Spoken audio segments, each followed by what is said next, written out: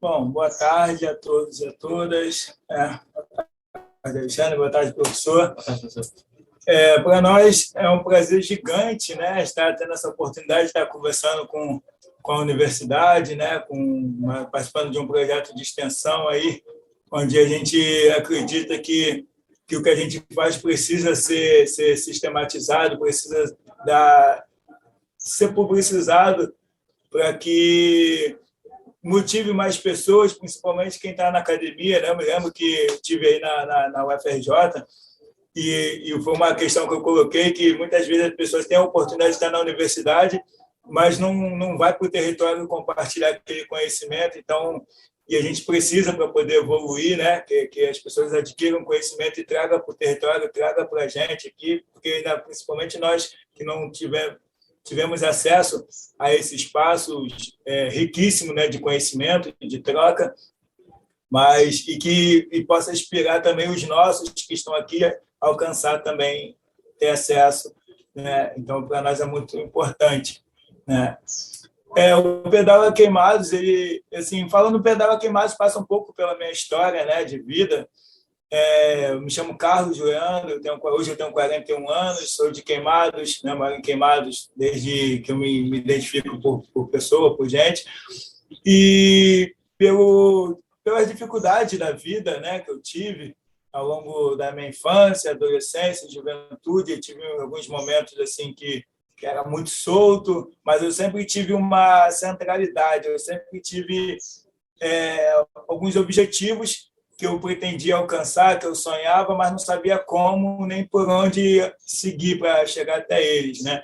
E aos poucos, com o passar do tempo, a vida foi trazendo, foi colocando nesses eixos da realização do sonho. Eu acredito que acho que quando tem que acontecer, vai acontecer, não importa como, acontecendo coisas que vai te conduzir para aquilo que tem que ser, né? Eu acho que é um pouco isso, assim.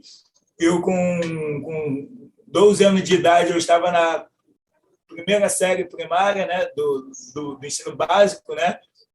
Com 15 anos eu estava na quarta série, com 24 anos eu estava concluindo o ensino médio, com 27 anos eu fui conseguir meu primeiro trabalho de carteira assinada. Eu, com 7 anos eu era camelô de trem, né? E com 16 eu decido que eu não ia ser mais camelô porque eu queria estudar. Então, assim, foi partindo um pouco disso. E com 30 anos eu tive acesso à oportunidade, né, de fazer a universidade. Eu que em 2004, quando concluí o ensino médio, eu comecei a fazer o Enem, e eu fiz de 2004 a 2010 Enem, e nunca consegui acesso às bolsas, né, ao ProUni, ao SISU, né, aqueles acessos às universidades, eu não conseguia por não alcançar nota, e também por não conseguir me dedicar à totalidade de estudar, né, porque eu tinha que trabalhar, trabalhava na capital, esse deslocamento que a gente tem, né, ao longo do tempo, né, de chegar a casa trabalho e assim, então para nós o estudo passa a não ser prioridade no sentido de que a sobrevivência, a subsistência e a cobrança das famílias, né, que quando a gente completa 18 anos, né, a principal necessidade é trabalhar e deixa de ser estudar, porque muitas das vezes os pais, né, da minha geração, achavam que, olha, minha mãe mesmo falava isso, ó, quando você teve a oportunidade de estudar, você não estudou, né? Porque por mais que eu com 15 anos eu estava na quarta série primária, eu com 7 anos eu estava matriculado numa escola e tinha todo o material escolar, porque minha tia era professora e dava esse subsídio para gente, para mim e para meus irmãos. Então, na cabeça da minha mãe, a gente não estudou porque não quis. Então, completou 18 anos, tinha que trabalhar. Então, a pressão era que trabalhasse. Então, tinha aqueles conflitos, né, de interesse.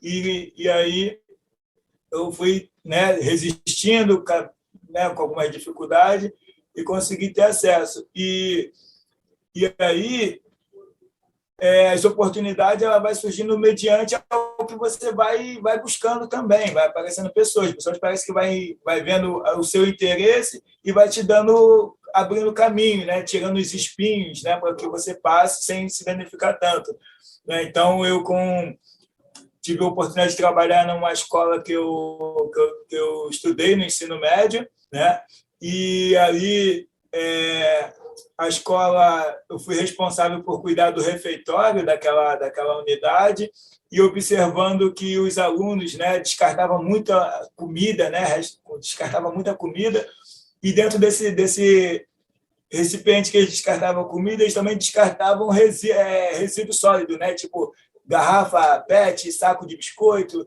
E aí tinha um cara que ia catar, né, aquele resto para alimentar seus porcos, seus animais, né, tipo a lavagem.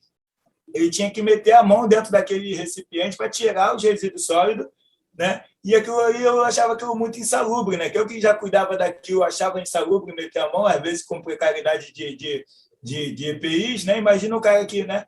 Então eu comecei, e por eu estar num espaço de educação, né, numa escola, eu falei, olha, eu vou propor a separação dos resíduos. Aí eu coloquei 2 recipientes, né, um de resíduo orgânico e outro para inorgânico, ou seco, molhado, ou reciclável, não reciclável, né?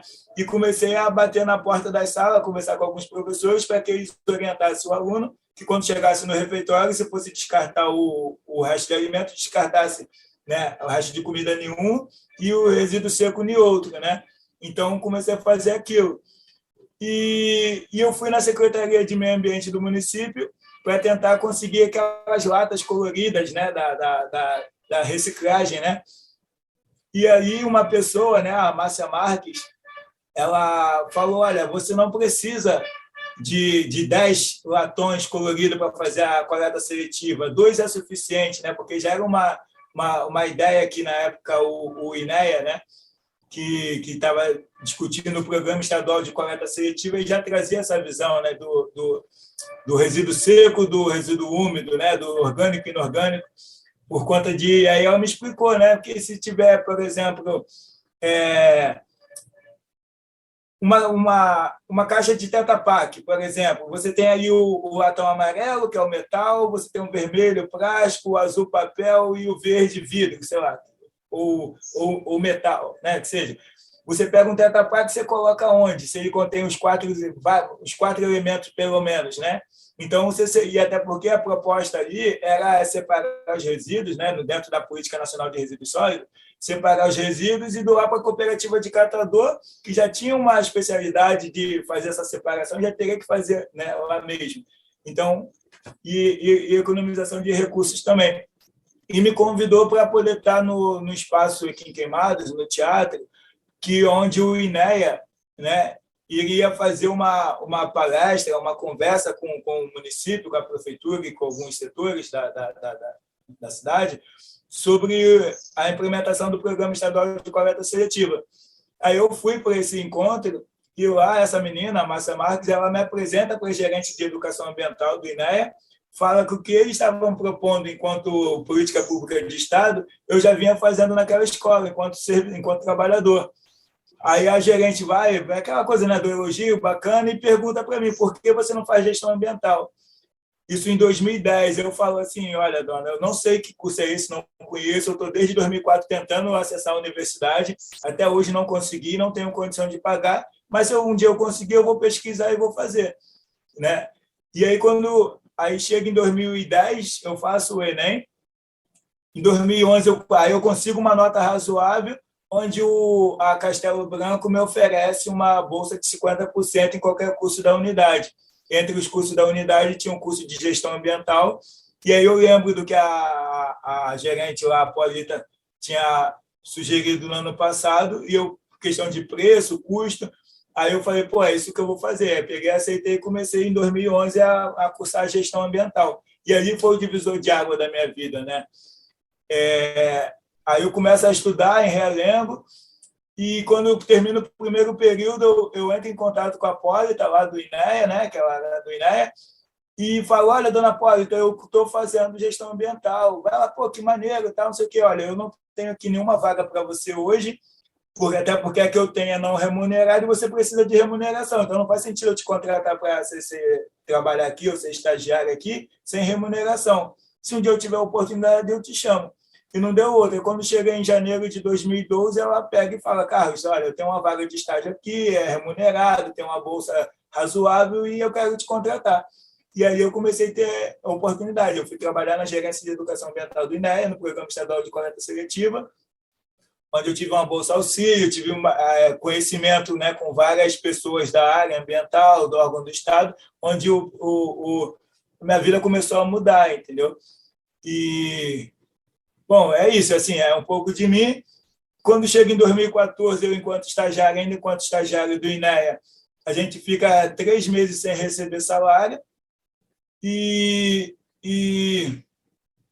eu tendo que ir trabalhar, né, por conta do meu processo de formação, eu pego uma bicicleta e vou trabalhar, né, levando quase 4 horas para chegar na capital.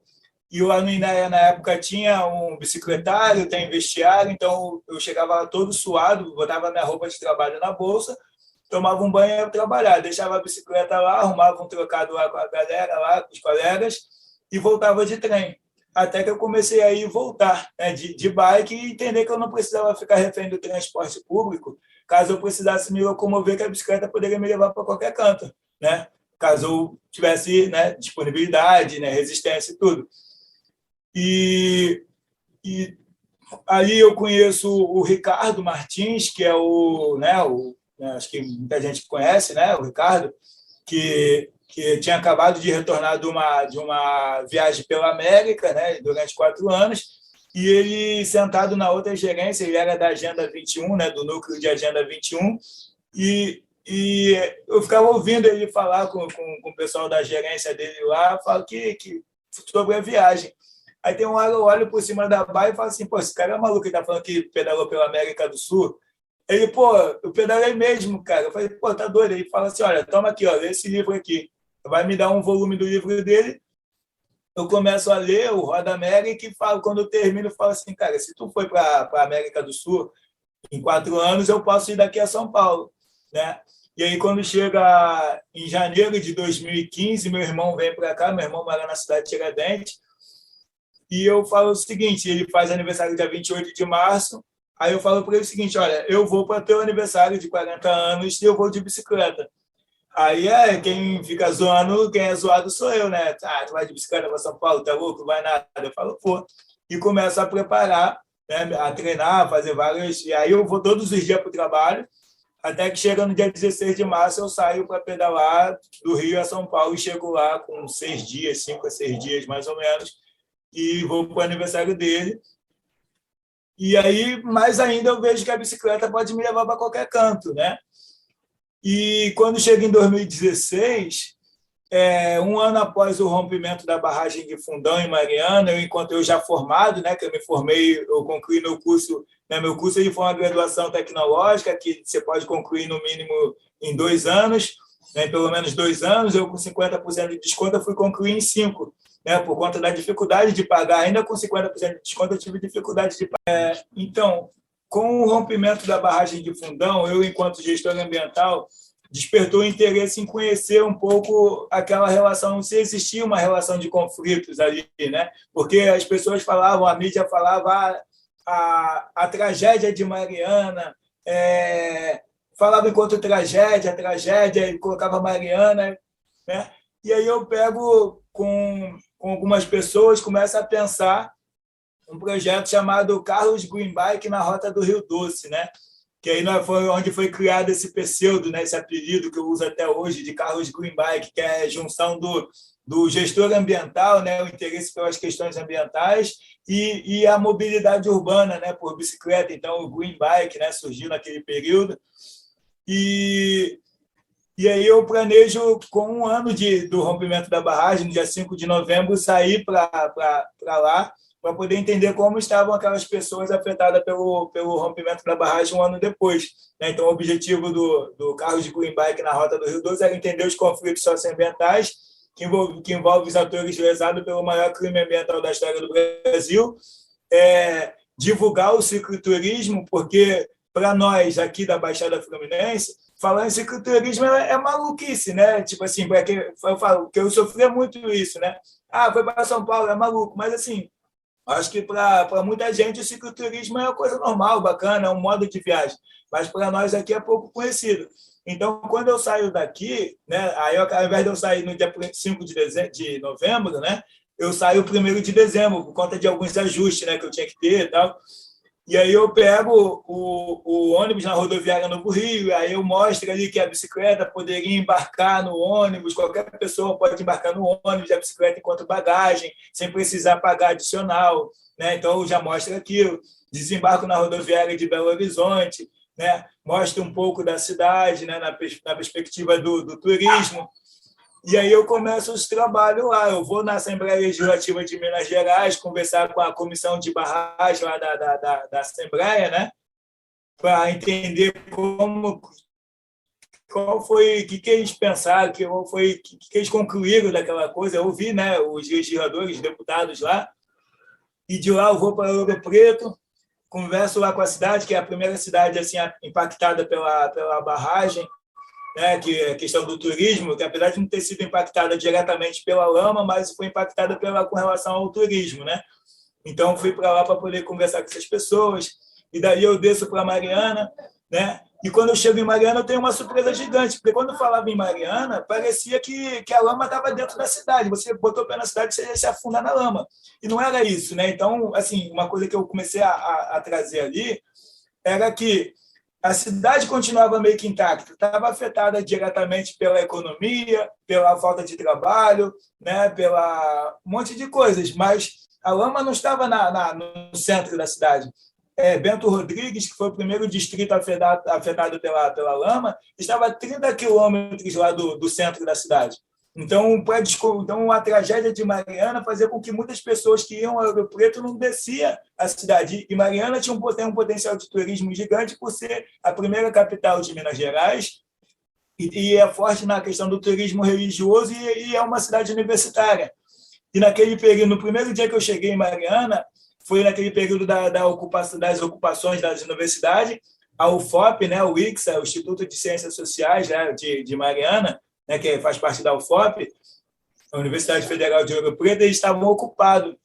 E aí, quando eu vejo aquela placa da ocupação, eu bato lá na porta deles, né, eu que sempre me posicionei favorável à ocupação, né, bato na porta deles e eles me recebem lá. Eles fizeram lá uma reunião interna e expliquei qual era o meu objetivo na cidade, por quanto tempo eu ia ficar, e eles me receberam lá. Então, eu pude ficar os 10 dias que eu fiquei na cidade, né?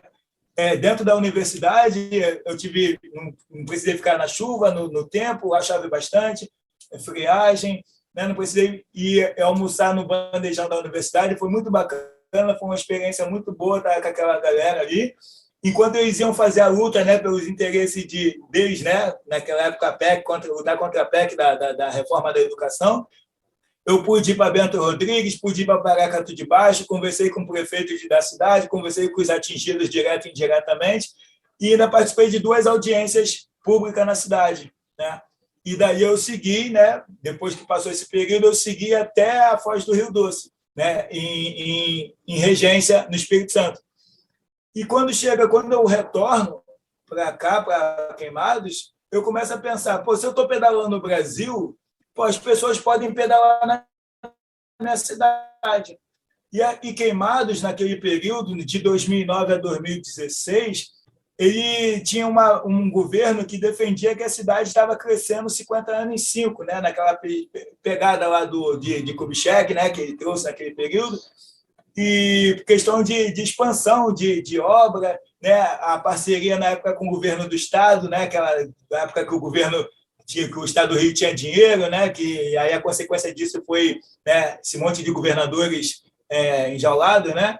Mas o Queimados teve vários benefícios naquele período de investimento público, só que gerava um crescimento desordenado, desenfreado, não pensando nas pessoas, né?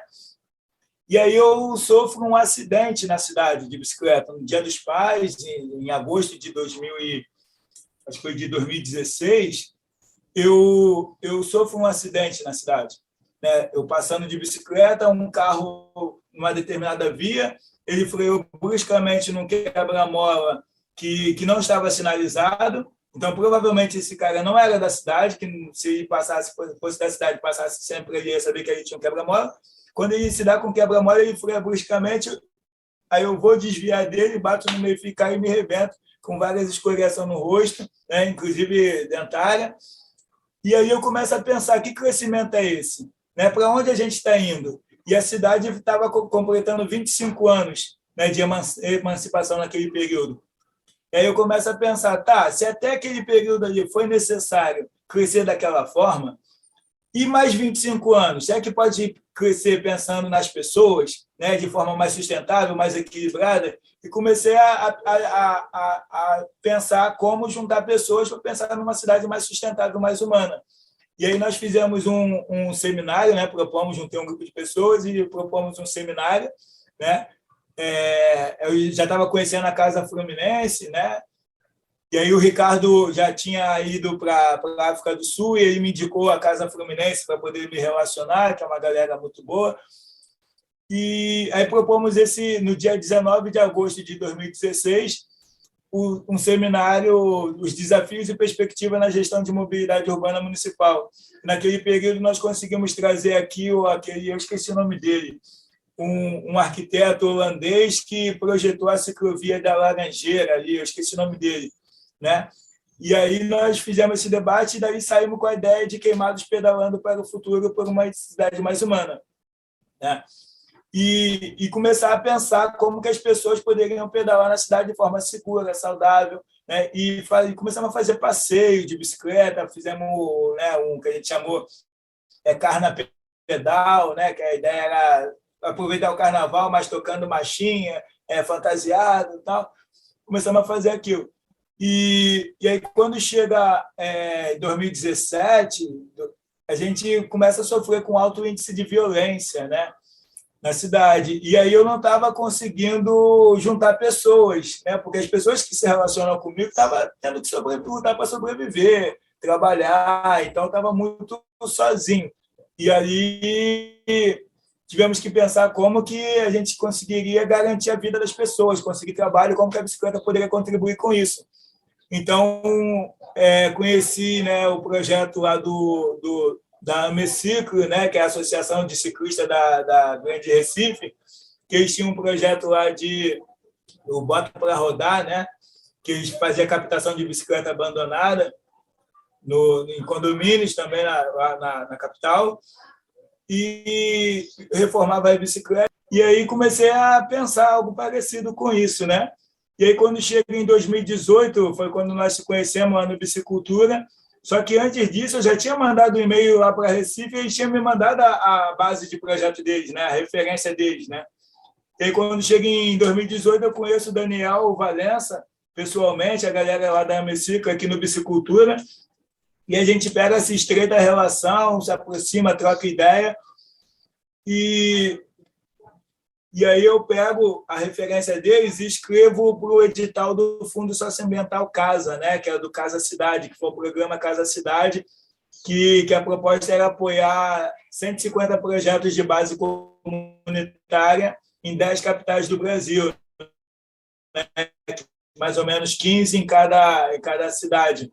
E aí nós escrevemos esse Bota para Rodar, né, só que mudamos o nome e adaptamos para o local, né, e colocamos Pedalando para o Futuro, né, que era aquela ideia que nós tiramos lá em 2016. E esse projeto ele foi aprovado, que a proposta era captar a bicicleta abandonada em prédios e condomínios, reformar essas bicicletas ensinando mecânica para os moradores, né, do conjunto habitacional, do Minha Casa e Minha Vida, conjunto esse que dentro... com esse alto índice de violência que a gente veio sofrendo nesse período, nos levou, né, a ser ranqueado como a cidade mais violenta do Brasil, com maior taxa de homicídio per capita por habitante. E esse condomínio, né, do Minha Casa e Minha Vida, era um dos locais que mais sofreu com essa violência. Porque, assim, quando nós propõe a execução do projeto Pedalando para o Futuro no condomínio, né, se deu porque, assim, dentro da cidade que mais violenta do Brasil, que fomos ranqueados em 2018, aquele local foi um dos locais que mais sofreram com essa violência, né? Teve o maior impacto, inclusive na mídia. Assim, se você der um Google hoje e colocar ali condomínio conjunto habitacional do Valderosa, você vai achar tudo aquilo que aconteceu lá atrás, inclusive disputas, né? De poder paralelo, né? Então, assim, um simples Google você acha referência dali. E aí, baseado numa pesquisa do Fundo Socioambiental Caixa, que apontou que somente 4% daquela população, né, que são 1.500 apartamentos, né, uma média, se for colocar uma média de 4 e 5 pessoas por apartamento, você chega ali, você chega a um número de 6 mil pessoas, no mínimo, né? Mas tem, se aprofundar, tem quase 10 pessoas por apartamento, né? Que é muita gente. E então, nós pegamos e colocamos a proposta para ser executada lá. E aí, quando chega no Velocity, a Ameciclo, né, com o projeto Bota para Rodar, eles receberam um prêmio lá dos holandeses, né, da Embaixada da Bicicleta da Holanda, né? E aí esses holandeses souberam que nós estávamos replicando um projeto aqui no Rio de Janeiro, referente a igual, né, que é, no caso, referência desse que eles estavam premiando, eles decidiram dobrar o prêmio lá e nos deram esse recurso também, né? O mesmo valor que eles deram para a Ameciclo, para o Bota para Rodar, eles deram para a gente aqui, Pedalando para o Futuro. E para nós foi uma grata surpresa. E aí, na hora, né, na conversa com o Ricardo, com outras pessoas, decidindo o que faríamos com esse recurso, né? O Ricardo, que já estava dando a sua volta, já tinha iniciado a sua volta ao mundo, né? Já havia percorrido a África do Sul, né? Da África ao Egito. Decidimos que usaríamos esse recurso para trazer o mesmo artesão que fez a bicicleta dele para a volta ao mundo para Queimados, para nos ensinar a fazer. E aí a ideia era a gente produzir aqui o primeiro sistema de bicicleta compartilhada de bambu, né, do mundo, feito pela comunidade, né? E, como a gente fala, a comunidade faz, a comunidade cuida, né? Então, aquilo ia trazer uma referência para nós, iria mudar, né, como a gente sempre propôs, mudar o CEP das oportunidades, porque muitas das vezes as oportunidades chegam no Rio de Janeiro, na capital, e as pessoas daqui da região, né, nós estamos, falar um pouco de Queimados, nós estamos Queimados, fica na região metropolitana do Rio de Janeiro, a mais ou menos 56 quilômetros da capital.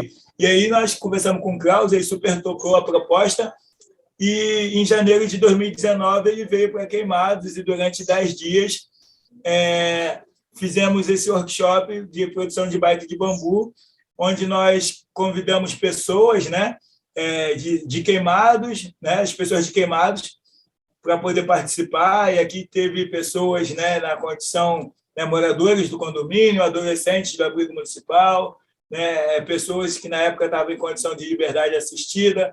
Convidamos pessoas de outras regiões, né, como São Gonçalo, Complexo do Alemão, Vidigal, pessoas lá do Sul Fluminense, né, como lá de Itatiaia, Resende, e outras pessoas que já conheciam o processo de bicicleta de bambu, que já tinha feito curso com a galera que é da rede da bicicleta, que se disponibilizaram para vir aqui nos fortalecer e apoiar, e para nós foi muito rico.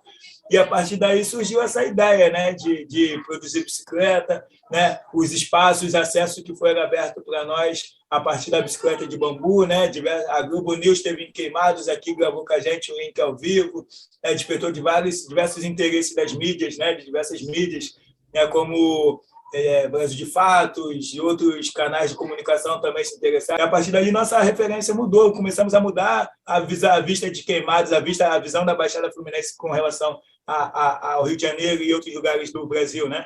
Que a gente só era visto como cidade violenta, né? Como cidade dormitória. Então, nós começamos a colocar Queimados no mapa positivos, né?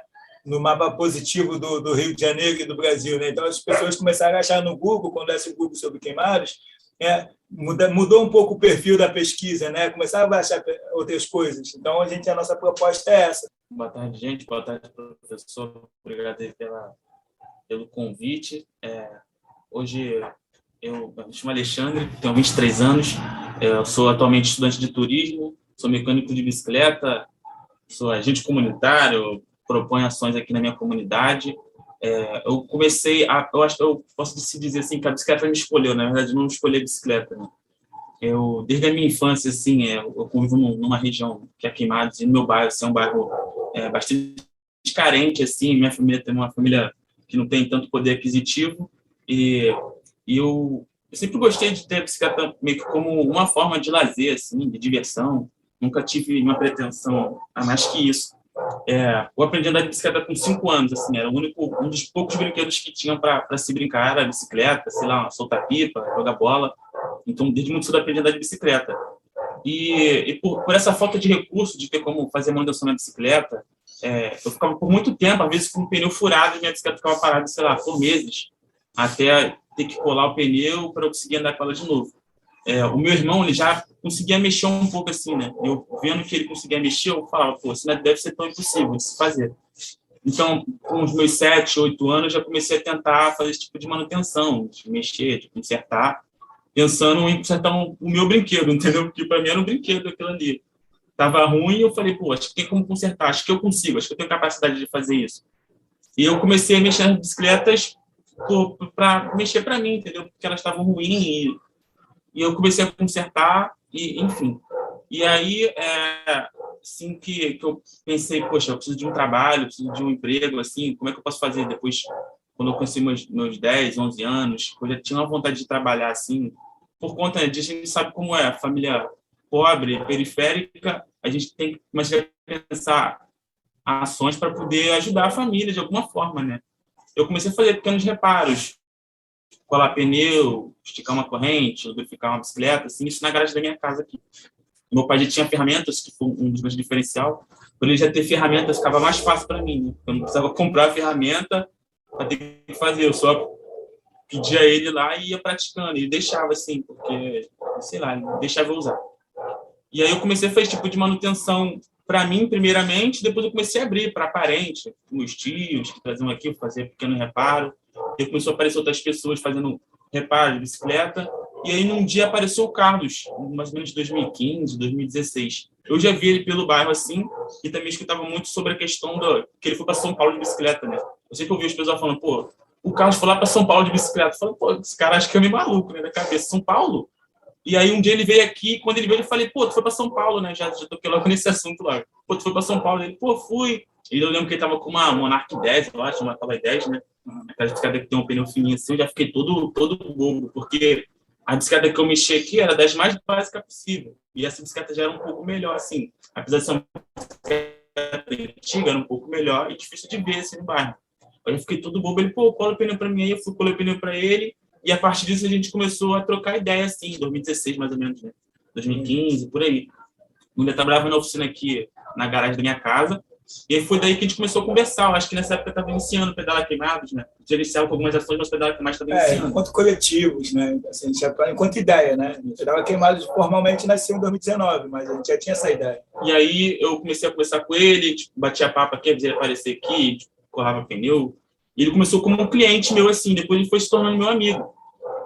E aí ele me chamou para fazer uma ação no bairro chamado São Roque, que é um bairro vizinho ao nosso aqui, que estava na Semana do Meio Ambiente. Semana do Trânsito. Semana do Trânsito. A gente foi fazer... Dia Mundial Sem Carro, né? A gente fez uma ação para orientar, né, pequenos reparos, falar da bicicleta, né? Era uma dos objetivos do Pedalando para o Futuro, né? Isso. Eu que nunca tinha participado de uma ação social assim, na época que eu tinha uns 16 anos, 17, por aí. Ele me chamou, mas eu já tinha vontade de ajudar de alguma forma, só não sabia como. Então ele me chamou e eu poderia ajudar fazendo essa manutenção básica, e a gente foi lá participar. Nesse local tem uma quadra poliesportiva, tem um campo, tem um espaço lá. É um centro de arte e cultura unificada, que chama hoje em dia o CEL, que é o nome, né? CEL, CEL. E aí a gente começou a fazer as atividades lá. Eu nunca tinha participado de uma atividade desse formato, assim, né? Mais social. E apareceu muita gente, tipo, lotou, tanto que eu não dava conta dos serviços, por conta de já ser uma comunidade carente, que tem poucas ações voltadas para isso. Apareceu muita gente com N tipo de bicicleta, e eu fiquei meio que surpreso, entendeu? Da carência e de como é interessante você participar de maneira voluntária e como aquilo ali foi gratificante para mim, porque eu nunca tinha participado daquela forma ali. E da mesma forma que algumas pessoas estavam com a bicicleta parada há anos ali e não tinha como consertar, eu pude ajudar de alguma forma ali, entendeu? Consegui intermediar isso. E talvez diminuir esse período de 3 meses, sei lá, para algumas semanas, que a pessoa trouxe para mim, eu fui lá e falei, e ajudei de alguma forma. E a partir daí eu não larguei mais dele, tipo, sempre trocando ideia. E aí, em 2019, né, que teve o curso, ele me convidou para participar do curso de bicicleta de bambu. Nesse período de 2019, eu estava estudando para fazer o Enem, né? Eu decidi fazer o Enem, assim, eu não tenho muitas referências sobre a universidade pública, assim, não tinha, né, tantas referências, por conta do meu convívio, assim, da minha família, não ter ninguém que já entrou na faculdade ou coisa do tipo. Então, conversando um pouco com o Carlos, eu percebi que o quanto que o ensino e a educação pode transformar a pessoa, né, pode ajudar a criar novas perspectivas. E aí, também, um pouco do que os meus professores do meu ensino médio, assim, falavam, pô, gente, influenciando, né? Faz o Enem, tenta entrar para uma universidade. Mas isso foi um pouco atrasado, porque já foi no final do meu ensino médio, já no terceiro ano já. E eu, na minha inocência ali, eu achava que só o que eu aprendia no ensino médio, eu conseguiria passar para o Enem, entendeu? E eu fiz a primeira vez, eu não consegui. E aí, na segunda vez, eu comecei a me preparar melhor, entendeu? Conversando também um pouco com ele, com alguns amigos aqui da própria cidade que fazem curso, igual o projeto do professor Fábio Castellano, que foi importantíssimo na minha vida, assim, para eu conseguir, que é um Vestibular comunitário. Pré-vestibular comunitário, que me ajudou e muito, assim, para eu conseguir ter uma chance, né, de conseguir ingressar numa universidade. E também conversei bastante com o Carlos. E nesse período, como vocês bem sabem, assim, quem já fez o Enem ou quem está fazendo pré-vestibular, é um período muito conturbado, porque você é um período solitário, que você fica sozinho, e o ensino ninguém chega com uma injeção e coloca na sua cabeça, no conhecimento. Você tem que ir aos poucos, batalhando ali, é gradual. Principalmente quem vem de escola pública, que sabe que o ensino é muito deficitário, falta muita informação, então você fica com muito déficit de conhecimento ali. E eu comecei a estudar, e aí o Carlos me chamou, nesse período que eu ia fazer o Enem, entre eu estudar e fazer o Enem, ele me chamou para poder participar desses 10 dias fazendo a bicicleta de bambu. E de cara eu fui porque aquilo ali me distrai um pouco mais a mente, e eu também conheci outras pessoas com outras visões que me tranquilizaram mais, tipo, pessoas que não eram do meu convívio me falando, pô, você vai conseguir, cara, insiste aí que você vai. O nosso mestre, o Klaus, também, incentivando bastante. Aí, em 2019, no mesmo ano que eu participei do curso de bicicleta de bambu, do workshop, eu também eu fiz o Enem e consegui uma pontuação para poder entrar numa faculdade particular, que foi a Estácio de Sá, consegui uma bolsa de 100%, mas eu ainda tinha em mim assim, um sonho de estudar numa universidade pública. Eu já queria estudar assim, desde sempre, eu já fiz alguns estágios, eu fiz um estágio num shopping aqui, e quando eu voltava para casa, eu passava em frente a essa universidade. E eu sempre tive aquela vontade de estudar ali. Eu nem sabia que era uma universidade pública ali, eu só queria estudar ali porque eu sabia que era uma faculdade. E aí eu tinha nota para passar, eu tinha nota para passar, só que eu tinha um medo, tipo assim, um receio se eu conseguiria ter condições de ir para lá todo dia, porque essa faculdade, a Estácio de Sá, ela é aqui em Queimados, então dá para mim ir de bicicleta para lá, assim, é mais próximo. Já essa faculdade que eu passei agora, que é a Rural, eu estudo no polo de Nova Iguaçu, então um pouco mais distante. Então, entre isso, a passagem tinha outros receios, se teria dinheiro para me manter, alimentação, enfim, um pouco do que as pessoas mais periféricas, negras, assim, pobres, passa, né? Um pouco do que a gente tem de medo, assim, de receio. E aí, eu meio que esqueci esse sonho de querer entrar na universidade particular, pública, e fiz um semestre na universidade privada, na Estácio. E eu conversei com o Carlos, porque eu entrei no SISU 1, no SISU 1. Então, ia abrir no meio do ano novamente. Eu conversei com o Carlos, pô, Carlos, eu tenho nota, só que eu tô com medo, cara, tô com alguns receios, se eu vou conseguir passar, se eu vou ter como me manter lá, se eu vou ou não. E aí ele, no mesmo momento, falou, cara, vai, que depois a gente dá um jeito, tenta, entendeu? Porque a gente, talvez não passe pela mente de algumas pessoas, mas o incentivo é muito importante, porque eu tinha tudo para ir e ainda assim eu estava com medo, entendeu? Eu tinha nota, eu tinha capacidade de estar ali, mas eu tinha medo. Então ele falou, cara, vai, como desse jeito que ele sempre fala assim, tenta e depois a gente dá um jeito. E aí eu meti as caras e fui. E aí hoje eu sou estudante de turismo, eu estou no 6º período, e hoje eu consigo passar um pouco do conhecimento que eu adquiro lá para a minha comunidade, de forma de como fosse uma extensão da faculdade. Eu já estou no Pedala Queimados construindo bicicletas de bambu, mas também estou explicando um pouco sobre mecânica de bicicleta, um pouco do turismo, e eu acho que é basicamente isso. A gente tem algumas perspectivas, mas que a gente pode falar um pouco mais para frente. Eu, na minha casa, eu sou o único que consegui concluir o ensino fundamental. O único que conseguiu entrar e sair do ensino médio. E o único que conseguiu entrar e sair de uma universidade. Ainda que nas condições, né? Então, se for levar para o nosso bairro, nossa rua, isso vai aumentando um pouquinho, mas pelo número de pessoas vai diminuindo proporcionalmente. Então, assim, quando o Alexandre chega e fala isso, é o sonho que a gente sonhou em sonhar e não chegou, tá entendendo? Tipo, eu me lembro que aquele menino lá, o Dejuande, Márcio Dejuande, lá no Velocity, lá na Guinness, né? Ele chega para mim, Carlos, o que você achou? O que você... Eu falei, ô, Márcio, eu estou vivendo um sonho que eu nunca sonhei sonhar.